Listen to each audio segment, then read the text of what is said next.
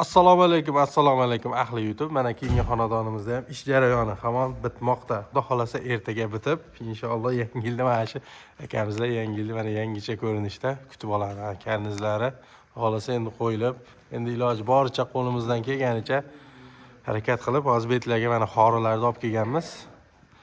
Mana shu holatlarda, mana usta akamizlar, mana shu Qodirali degan usta bo'ladi.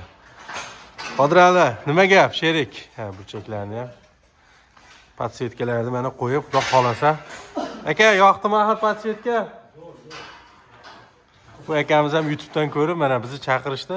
Qo'limizdan kelganicha qilib beryapmiz. Mana shu ponni, mana shu itlarimiz 28 million so'mga bitgan. Hozir shu itlarda ponni qo'yilib, mana bu itlar ham xori bo'lib, eshitlarga ham karnizlar qo'yilib, kerakli narsalar qo'yib, ustoqalar xudo xolasa ertaga qo'limizdan kelganicha harakat qilib bu tanlovlarimizni qo'yilgan edi.